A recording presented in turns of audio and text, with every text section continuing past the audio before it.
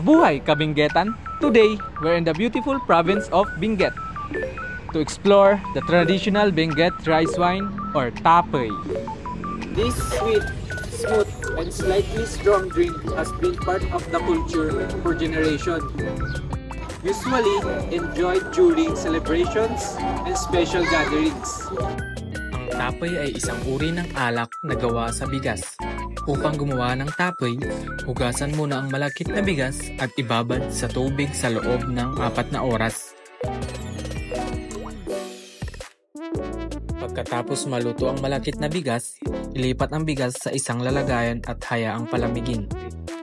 Simple lang ang proseso, pero kailangan mo ng tiyaga at pasensya upang magawa ito. Kapag lumamig na ang malakit na bigas, ang susunod na hakbang ay ang paghalo nito sa bubod, na isang uri ng natural na yeast na ginagamit sa paggawa ng tapoy.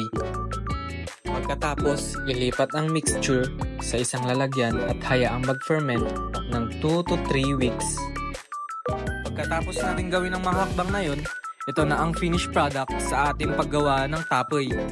At ito ang karampot na montage.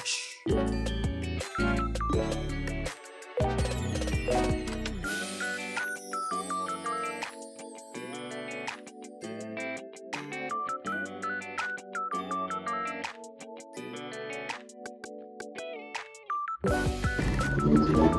naturally sweet, slightly tangy, and aromatic wine with around 14% of alcohol. Kung di mo pa na-try ang tapoy, highly recommend it and let me know in the comment. For more videos, don't forget to like and follow our FB page and subscribe to our YouTube channel.